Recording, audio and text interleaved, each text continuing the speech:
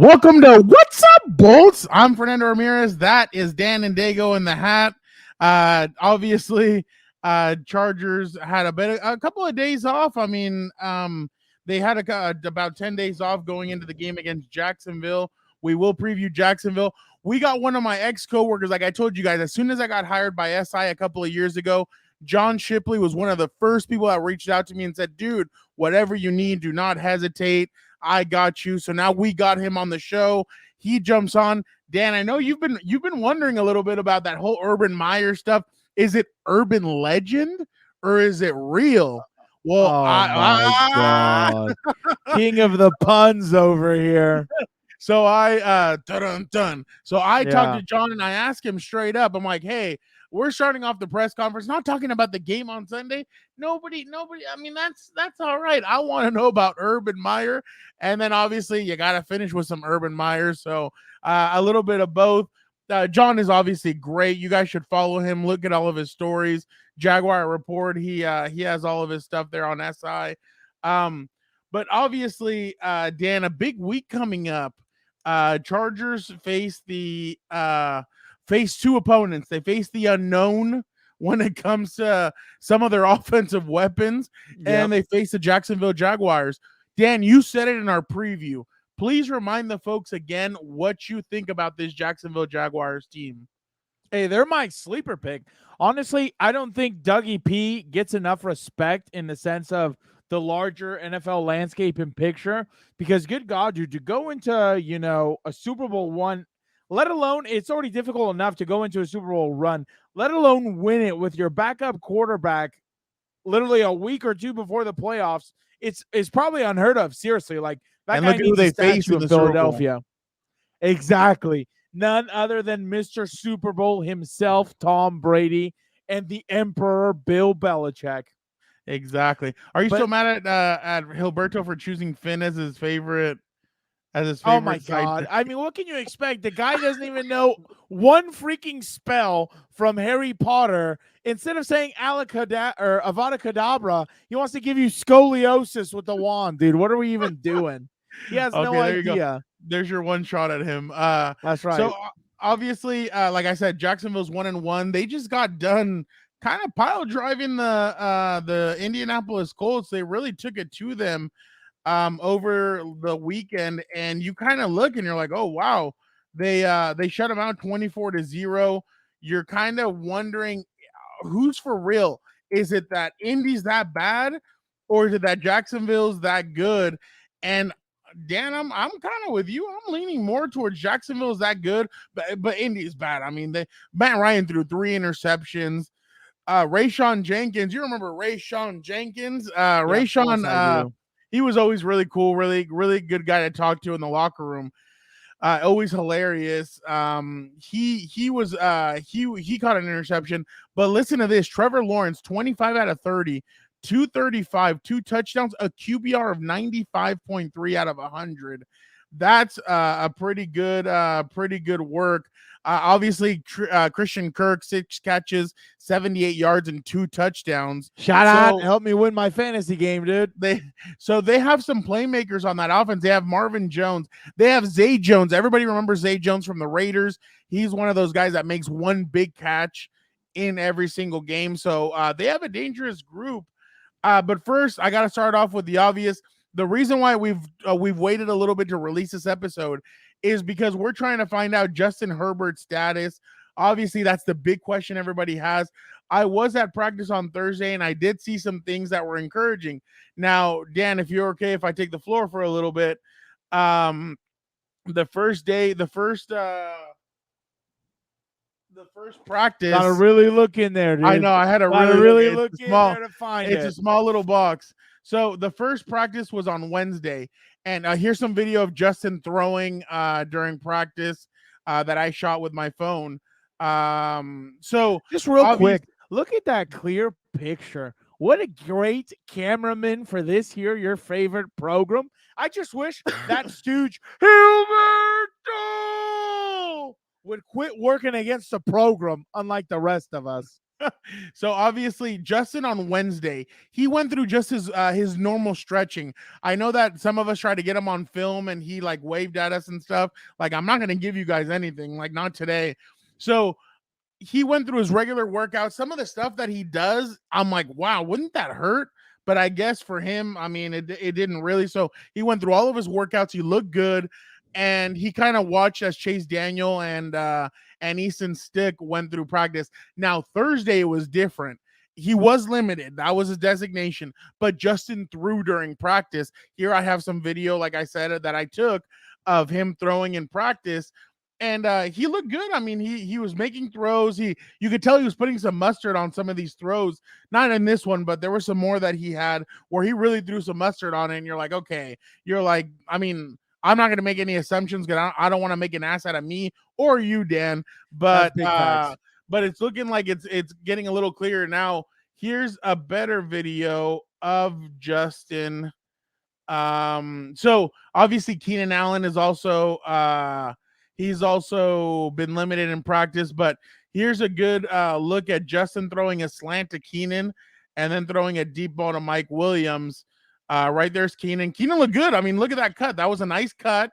Thank God. I'm pretty sure. And Keenan was asked by the media in the locker room how he feels, and he said, "I." So that to me means in Keenan Allen language. Now that I've been covering him for 10 years, that to me means, yeah, I'm pretty much. And again, I don't want to make an ass out of you or me, but that basically means that Keenan does feel good and he's ready to go. But look at that cut by Keenan. That was a pretty good cut right there. Let's go, dude. Just do it on Sunday for God's sake. Dan, what do you think about this? Everybody, what do you think about this deep pass? I mean, obviously there's no corners, nothing, but I mean, he looks pretty good, doesn't he? Yeah, I mean, it's like you said, right? There's no corners, there's no linebackers, there's no linemen. So, I mean, it's one thing to throw on air and another to throw in a game with everything else going on. So, I mean, it's going to be interesting just to see seriously what happens. Because, I mean, I think Brandon said he's day-to-day, right?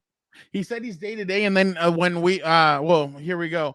Basically, here is Brandon when asked by our compa, our good friend Eric Williams, who Dan, he said hi, by the way.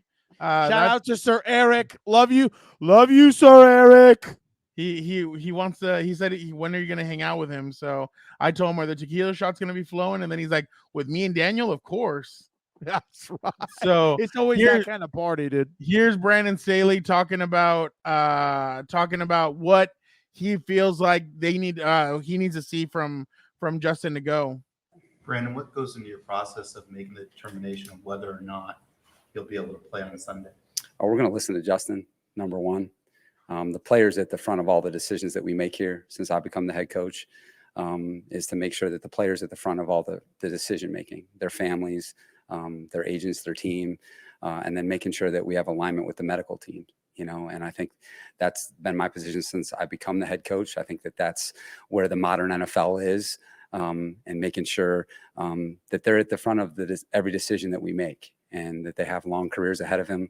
And we got to make sure that they're as safe and sound as possible. And we know that it's a tough game, and we want to make sure that they're able to play it. And so just try to have full communication amongst all those parties, and then come to a good decision there each and every time we go out there. So obviously, Brandon there saying that Justin's going to have the first. So basically, it's just up to Justin how he feels, and they're going to go with the medical staff. Now, obviously, we can't brush this under the rug, but Brandon was asked, hey, given the history of what's happened here in the past, is there any precaution or any hesitancy to or any trepidation, that's the word that was used, involving Justin's treatment? Now, for everybody, I mean, for people who don't know, in 2020, Tyrod Taylor was given a shot and to kind of numb the pain in his ribs, and it punctured his lung. He was taken to the hospital. He is now suing the Chargers doctor who did that. According to ESPN, he is suing the Chargers doctor. So they asked Brandon, is there any hesitancy for you guys, especially given the past, what's happened? And he said, Brandon said, and I quote, he said, this is obviously of the utmost importance. Any player that goes through something like this, that is your biggest responsibility as a coach, to take care of your players. I think that we have a full alignment with Justin Herbert, his family, his agents, and medical professionals. That's what we're going to try and do, have an alignment that way, and just trust the process and hopefully get him well soon. So basically, he's basically saying that they're gonna go by everything and they're gonna see how everybody feels about that. But I think that's the worst case scenario, him having to get a shot. I do know that he's gonna have a rib protector. That is what Brandon said, that he will have a rib protector. But everything that you read, everything that you see, and the things that I've seen and everything, it seems pretty encouraging, Dan, heading into this weekend for Justin to play. I'd hope so, because if not, that's going to be a long Sunday, dude. And who knows how it's going to go either way. And, you need to have the freaking son of Odin, God of lightning, in the game to have a chance. If he's on the field, the sky's the limit, quite frankly. I am not worried about nothing if he's on the field. We all saw last Thursday, dude. He almost beat him with his rib all messed up, barely able to throw and everything else. You know what I mean? I'm not worried about nothing if he's on the field. That's the biggest thing. You have to keep him healthy for the long term. So if they want to sit him for this game, I mean, it is what it is, dude. I need him long term. I don't need him for Sunday. All right, Dan, it's time. I am so excited. Let's go to the interview now with John Shipley. I want to talk Urban Meyer. I do want to talk some Jaguars. COMPAS. I need to hear about some of these stories that John has for us, and obviously we're going to preview Chargers-Jaguars. Guys, I'm excited for this next guest. He was right when I got hired by SI a couple of years ago, one of the first people to reach out to me and be like, "Hey man, I cover the Jaguars. It's John Shipley from Jaguar Report." Great guy, great reporter. John, thank you so much for joining. What's up, Bolts, and how are you doing? Hey man, thanks for having me on. I really appreciate it, and I've always enjoyed our back and forth. I mean, I'm doing good. I'm happy that we're into the swing of the season now. Training camp's always like after those first couple of days, I'm just like, all right, let's get to the season already. We know exactly what's going to happen. Guys are going to go back and forth, and you're going to be like, okay, this guy's good. Wait, is he really this good? And then you start playing mind games with yourself. So exactly. I know exactly what you're talking about. I'm with you on that. I mean, honestly, I'm just going to hit you with it right away. What was it like to cover Urban Meyer last year? I mean, I know a lot of people are wondering. As I think humorous as it was to basically everybody else, in the sports world, it was not fun to cover him. It simply wasn't. It was, obviously controversy after controversy, but the way I've described it is, just getting up there to a press conference each week and knowing that more about both the team you're covering and their opponent that week than the head coach of the team you're covering. And I mean, he would just, feed really lies, misquotes, etc. to us, about how he viewed the team, how he built it. So to the point where he wasn't, a useful even quote. And just, it really, you could feel his toxicity kind of, spread throughout the building. I mean, the way I've told people is the building now, just as a reporter, but also talking to people who just work in the building, not even necessarily on the coaching staff or in the locker room, but just people who just work at the stadium. It's a much better place now. Urban Meyer, it was not a fun cover. It was not. I never root for or against a coach to succeed, but when I found out he was fired, I was like, all right, maybe we can get back to normalcy here. Honestly, I wish the Jaguars would have been the Hard Knocks team one, or even the in-season But I can't wait till all you beat reporters get together and write the book. The season that was Urban Meyer, the disaster that was Urban Meyer's only NFL season or something like that. That'd be something killer. I swear, man, there's so many things. I mean, just among the local beat that we know and that we, still joke about to this day, where it's hard to imagine, that was a real NFL situation a year ago. Yeah, I mean, just comparing it to now, I mean, it's night and day. Yeah, no. And I remember I think Ian Rappaport had said the Chargers have had a conversation with Urban Meyer right before the Jaguars hired him, and I'm like, oh my god, what a disaster that would have been for Herbert and for the whole rest of the team. But can you talk about what Doug Peterson has brought? I mean, obviously it's a breath of fresh air, but just talk about what do you think he's done so far? 2 games in, and then obviously during the offseason. I mean, I think the big thing is, having to earn back trust of a locker room after, if you're a veteran player or a young player and you kind of see how the team operated last year, it would make sense to have some, maybe mistrust toward the head coach position. So I think a big thing he's done is, quickly win them over by, he's kind of towed the line between being a player's coach and also being, a tough coach. I mean, he's had really physical training camp practices, but he also did things like, they didn't have a veteran mini camp this offseason. He said, their OTAs were good enough that he gave the veterans, that time off. And I think stuff like that, helps him off the field and just on the field. I think, really for the first time, the Jaguars have a play caller who is able to put players in position, to be mismatches. I know the last 2 games alone, I mean, Christian Kirk's had big games, but he's also been lined up, as a result of their scheme and play calling. They've been able to get him matched up against inside linebackers in the slot, and he's just absolutely feasted on them. And I was told this to somebody the other day who said, his usage has been perfect, Kirk's. And I said, it's a good example of what Peterson's brought, because, I mean, I can very easily see a past Jaguars team where Christian Kirk is signed and then planted, at outside receiver because they don't have a creative play caller. And then he goes on to disappoint and everybody's wondering, how you overpaid for him. But they have a coach who understands strengths and weaknesses now. So I think that's shown up a lot on game days. He was the guy that Nelson Aguilar, I remember everybody was like, oh, he's a bust. And he used Nelson Aguilar to the extent that even Nelson was a big part of them going to the Super Bowl and winning the Super Bowl. So he understands exactly how to use these guys. But let's talk about it. I mean, if we went to Greece right now, I think there'd be Greek statue of Trevor Lawrence. Obviously, he's kind of that prototypical quarterback, 6'5", great hair, big arm. Just can you talk about how he's doing in his second season? And because I've seen the maturity, even with Urban Meyer and the mess that was last year, you saw the maturity starting to settle in. And I feel like you're kind of seeing that in these first 2 games. Yeah, no, I feel like, for as much of a debacle as the Urban Meyer era was, it did give Trevor Lawrence a chance to have to, for better or worse, have to grow up quickly, as a leader.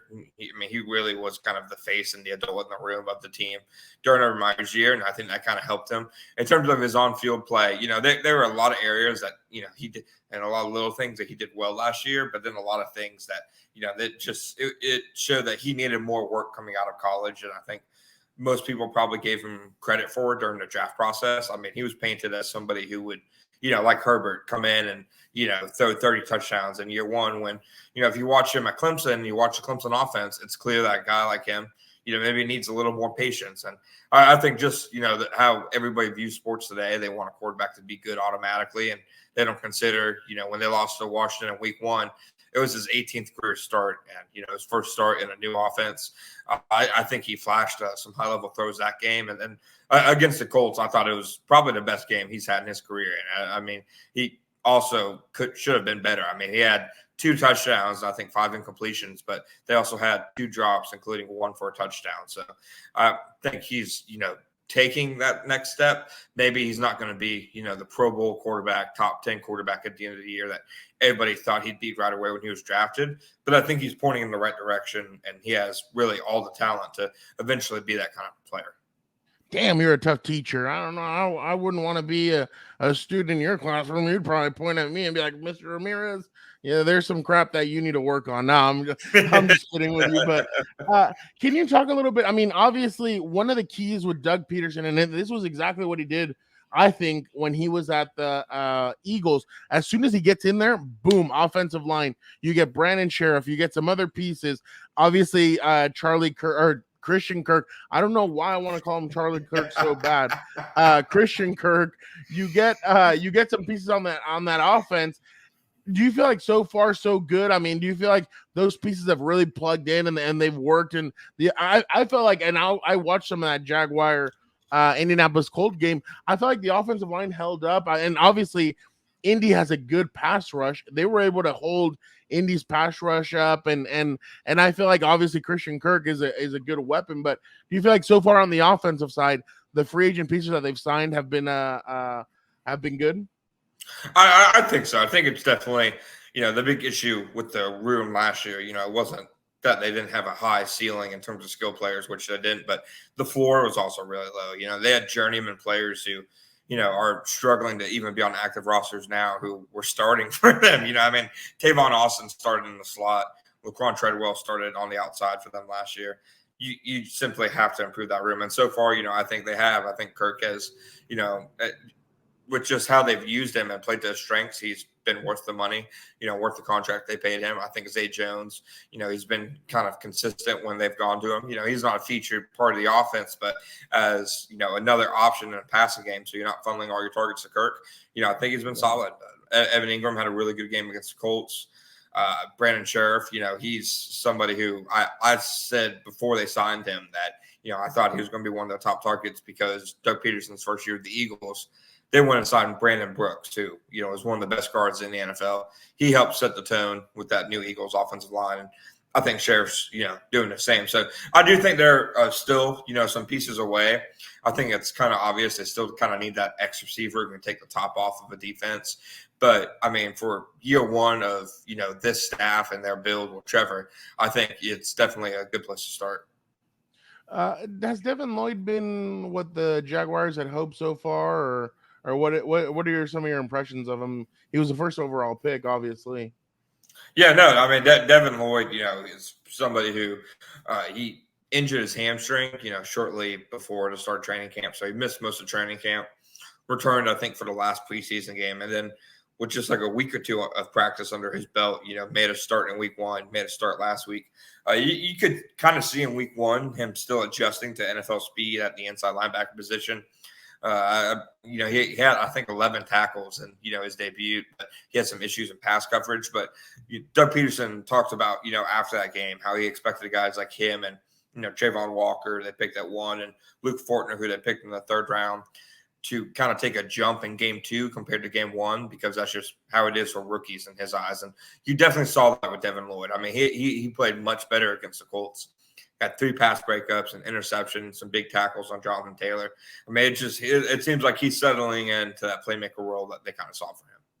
Yeah, my brother was pissed off because Jonathan Taylor did not do anything against the Colts. He's like, I'm expecting 3 tutties at least, and the guy doesn't even get past 60 yards. So that Jaguars defense, I think, is better. That, you know what? Not my bad. That's what I was trying to ask you about. Trayvon Walker.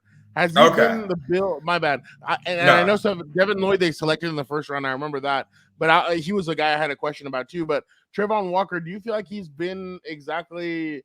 Do you think he's been the 1st overall pick, or do you think it's taking him time? No, I think honestly that he's made exactly the kind of impact that you'd want to see from a rookie who needs development. I mean, he showed throughout the preseason that he obviously is playing a new position, outside linebacker in their 3-4 defense. That it is a new position for him. It was still a transition, but just the physical traits pop off, time after time. They did all training camp, all preseason. And then week 1, he's going against a really experienced left tackle in Charles Leno Jr., who, it looked like a veteran tackle against a rookie until about halfway through the game. He blows by a good tackle and Samuel Cosme for a sack, and then intercepts Carson Wentz a couple drives later. I mean, those are just plays based off his pure athleticism. And then last week against the Colts, you saw him make – he didn't have those flash plays that you're going to see on SportsCenter, like the interception, but he was getting consistent pressure and being more of an actual impact on a down-to-down basis than he was the week before. So I think they're thrilled with him. I really do. Wow, that's impressive, and that's what you want, because there was questions about him coming out, so that's good that they have that. Obviously, during the offseason, big free agent acquisitions were Darius Williams. I can't remember if they got Shaquille this offseason. He got last offseason. Last offseason. Cornerback position, has it been impressive to you, or could they still use some work? I mean, I think for what they've built, that it's been impressive. I think Tyson Campbell, he's in his 2nd season. He had a really strong end to his rookie season after kind of a rough start to it, and the fact that he came on, it seems like he's taking the next step. And I think having Shaq Griffin and Darius Williams just round out the room where you maybe don't have one true alpha, but you have 3 guys who, you can probably trust out there in a starting lineup in a number of different, coverages and roles. So I do think it's a solid cornerback group. I don't think it's, elite or great or anything by any means, because like I said, they still kind of lack that top playmaker until Campbell grows into the role. But I do think it's one that you can definitely win with. Well, how do you feel like the Jaguars will try and attack the Chargers this weekend?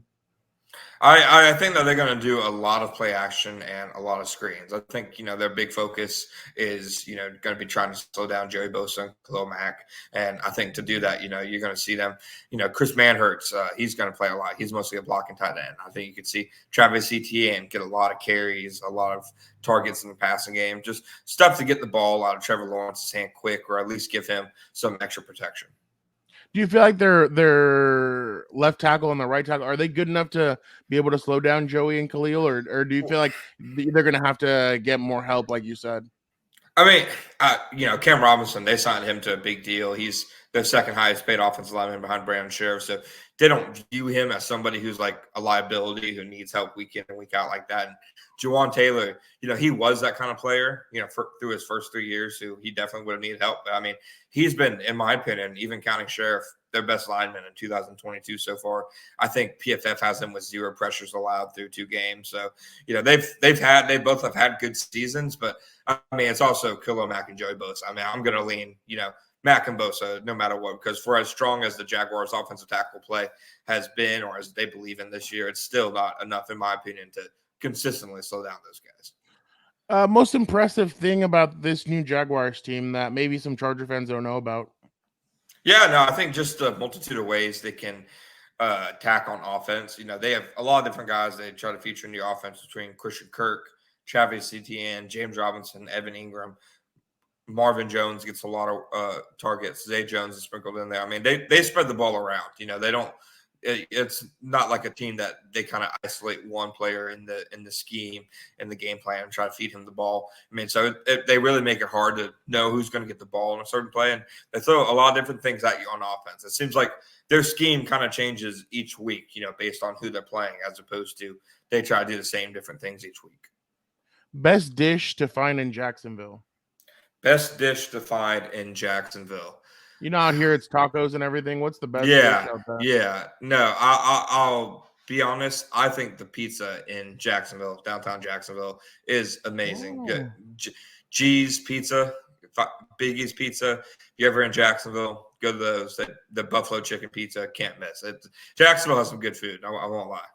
Yeah, I mean, obviously, you have to have something, but damn, the pizza. All right, now the pizza's gas. I'm not gonna miss going to Jacksonville now. Yes, sir.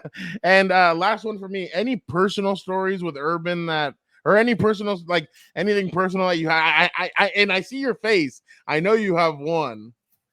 Not really personal stories, because No? he really kind of stayed kind of secluded away from the media. But I mean, I can just remember, some of my favorite urbanisms are Adam Gotsis, the defensive lineman. He called him Alex Clancis.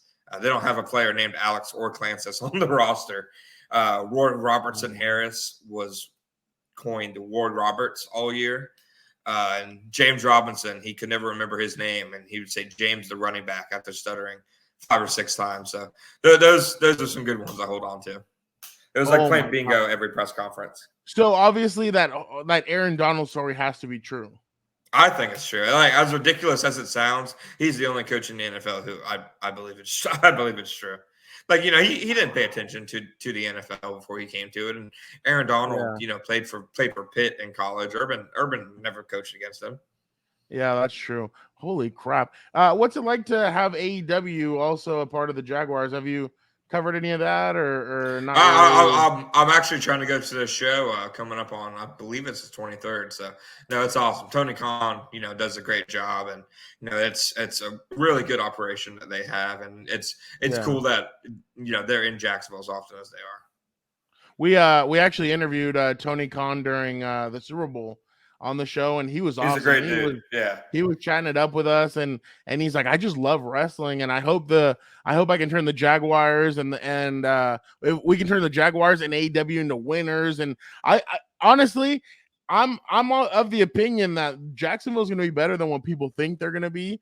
Obviously, I'm not saying that they're going to win like 11 games or anything this year, but I feel like they're going to be better than what people projected. 1, 2. I feel like if you give Doug Peterson enough time, I think that's going to be a winner, and they're going to be a winner they're going to be able to sustain winning for a while. So I definitely believe that that they selected the right coach after what looked like a reality show. Hey, who wants to be a head coach for a season? Oh, Urban, you want to be a head coach? Come on, try it out for a year.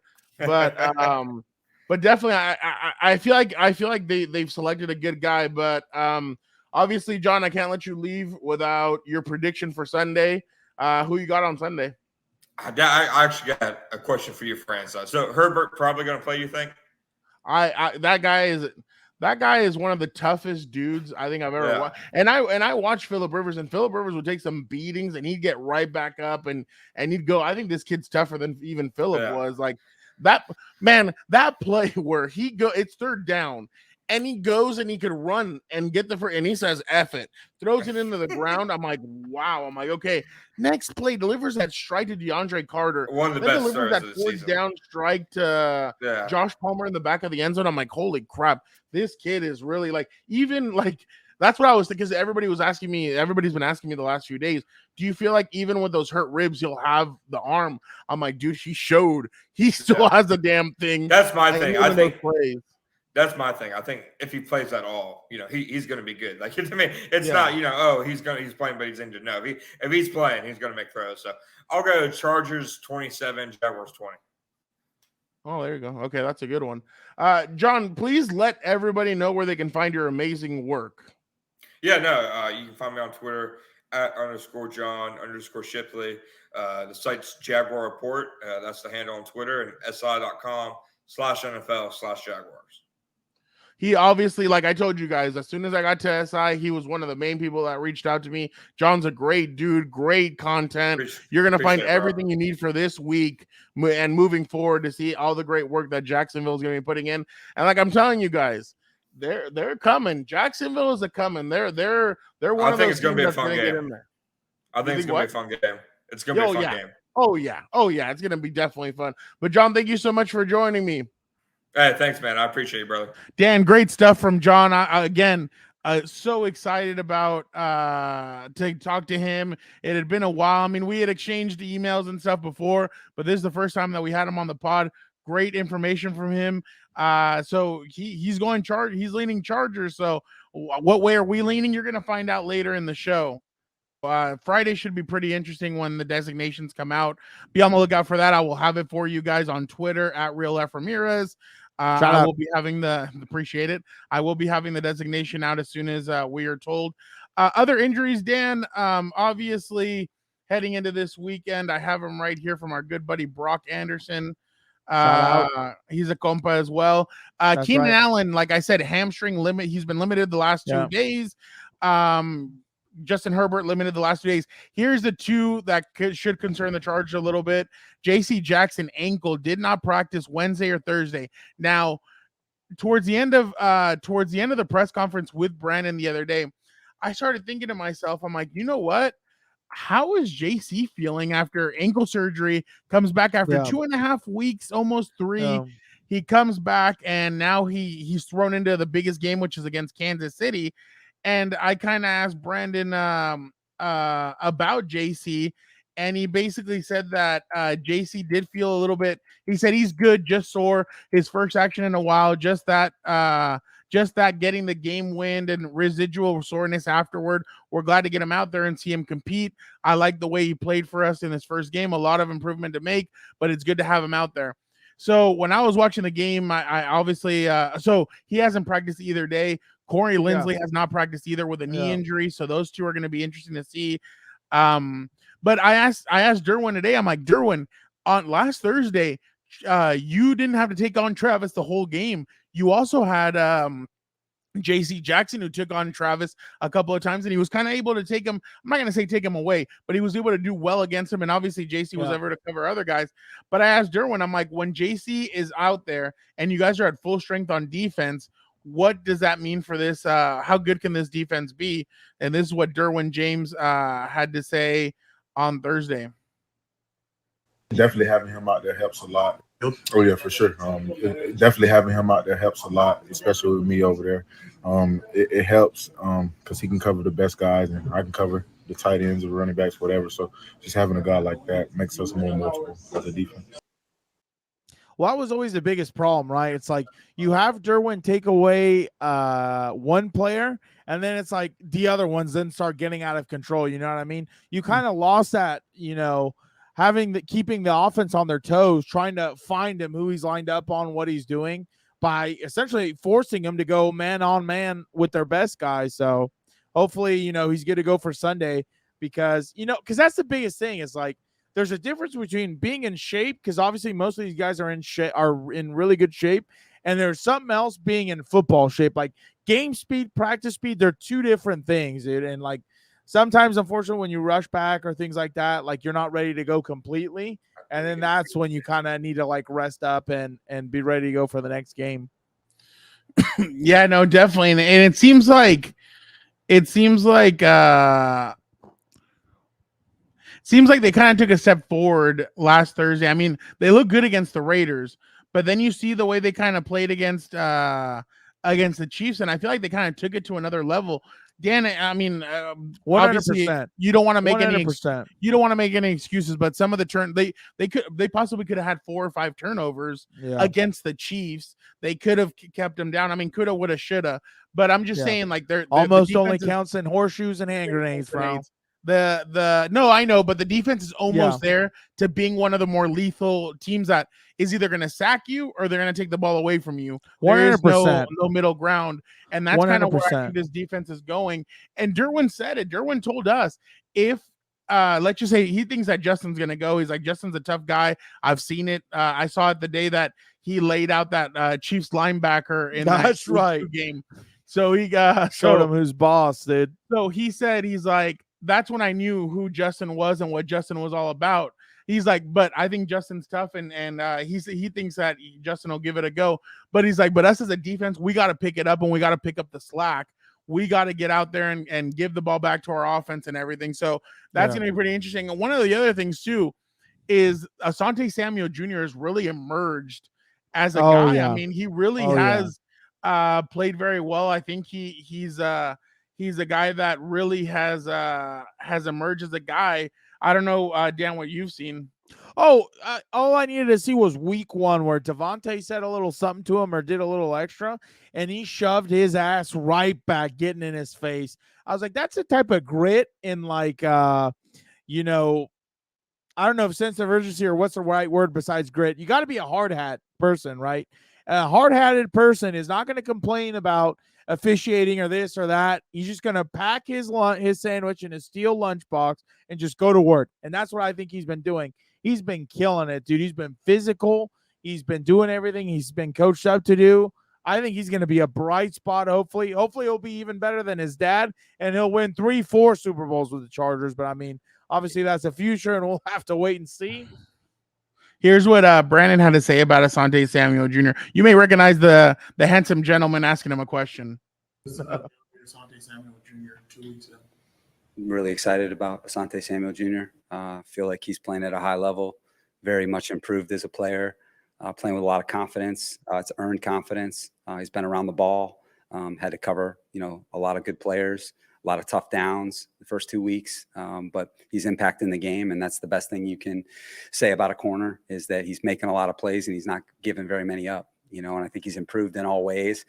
And like I mentioned with Kenneth, he's just at the beginning, so he's got to make sure that just continue to work, and that's part of why we love him. He's a gym rat, and he'll continue to improve because he puts a lot into it.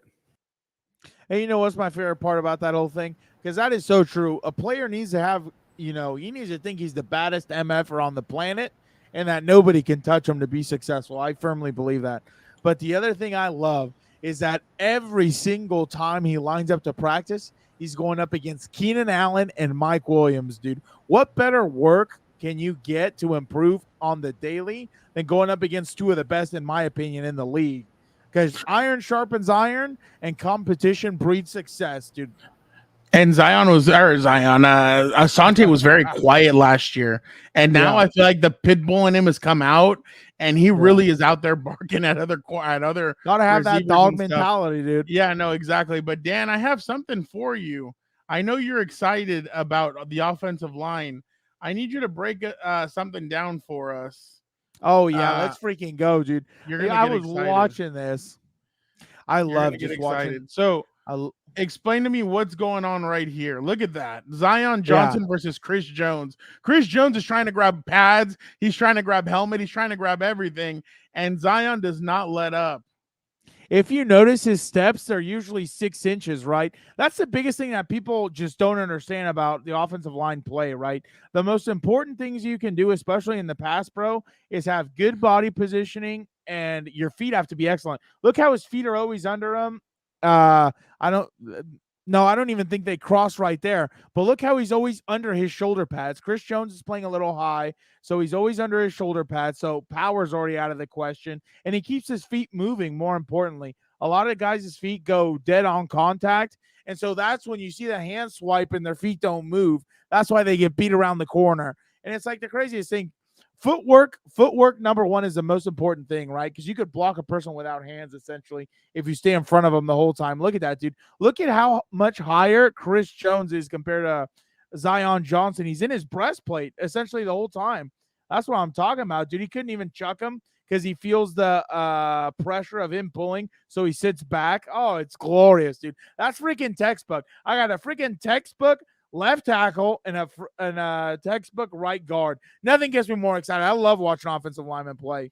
And Chris Jones had a switch at one point. That's right. I think he was growing frustrated and he had to move, so he shifted and went to the other side to try up and go against what's it called?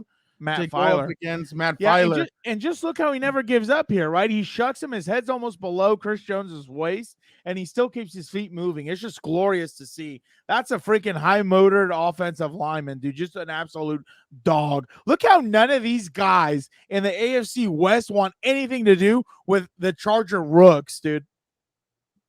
You got Matt Crosby running away from freaking Rashawn, Stonewall, Slater, and you got this guy running from Zion Johnson, dude. We'll come up with a nickname. Don't worry about it.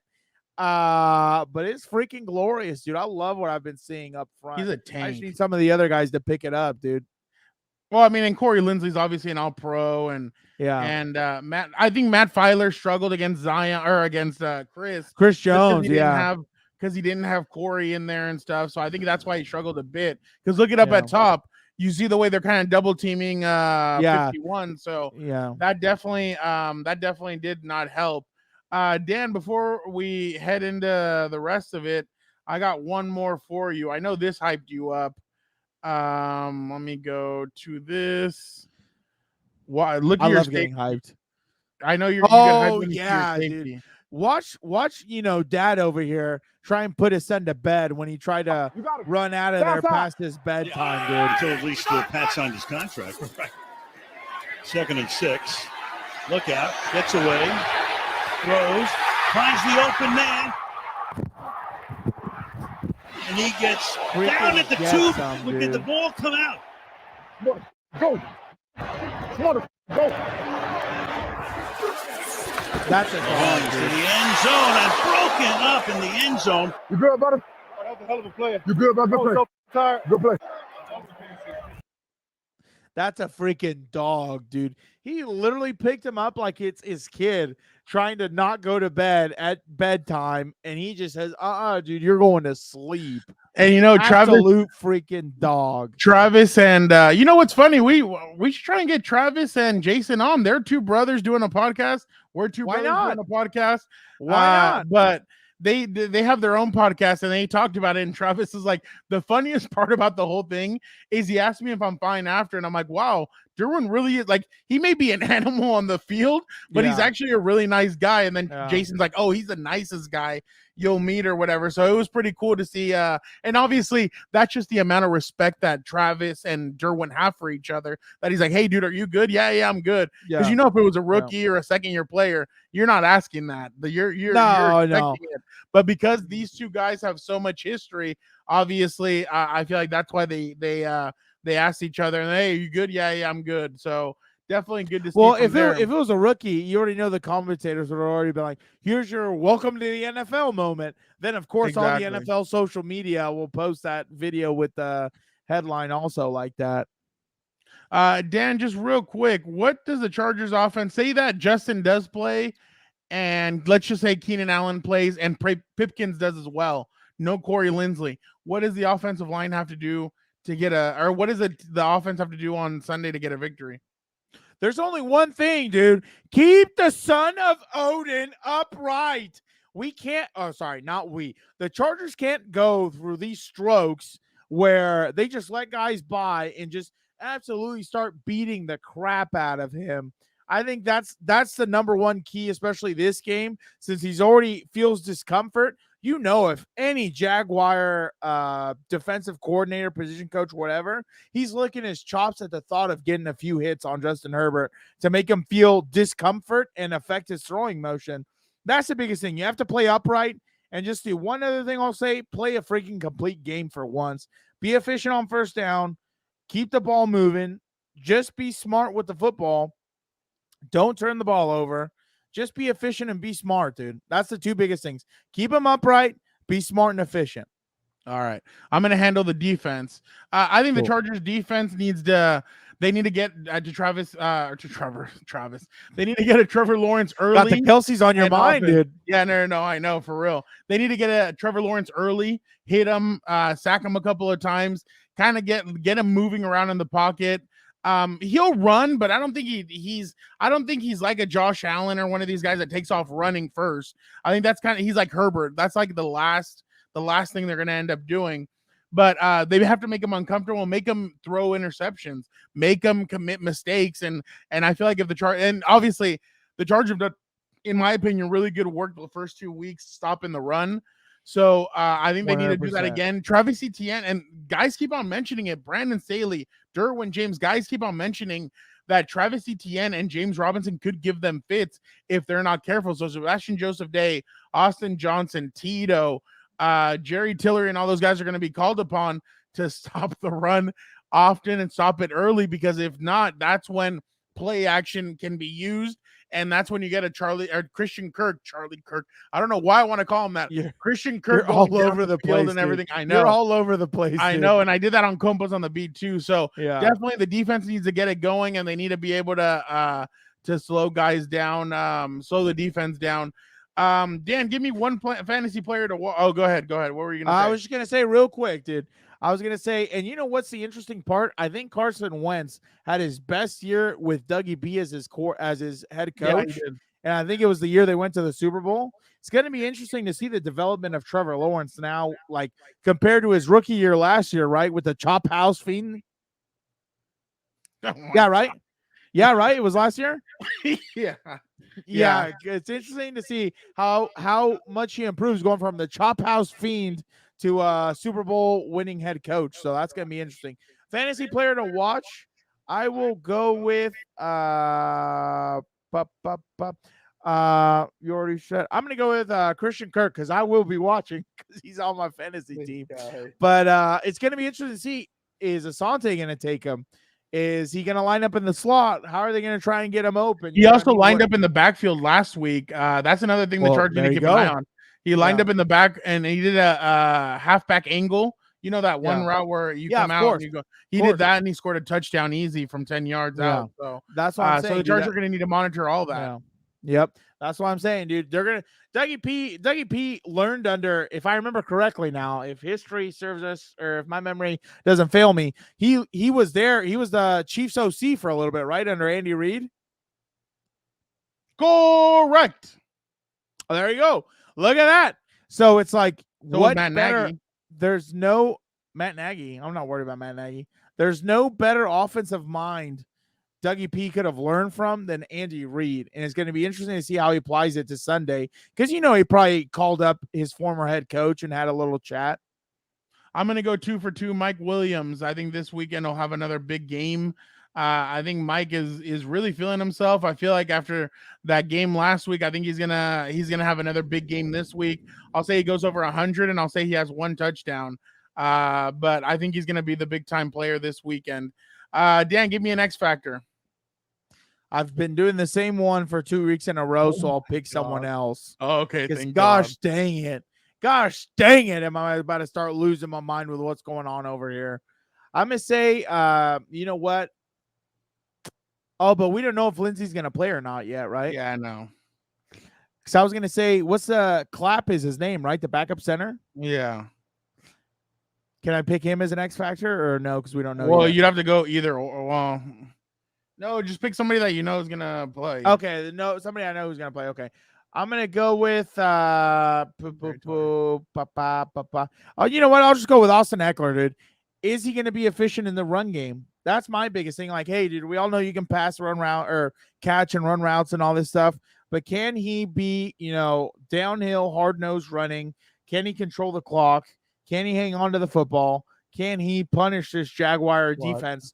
I think that's the biggest thing I'm going to be watching this Sunday. Because I seriously believe if you start having, 3, 4, 5 yard averages in the run game, it's going to open up the pass game, period. Like, I don't think it's ever worked where you have zero threat in the run and it only makes the pass that much harder because you become one-dimensional. So that's my biggest thing. I want to see if he kind of takes the next step in rushing, because I don't think we've seen too much rushing in the first 2 games or it going too well.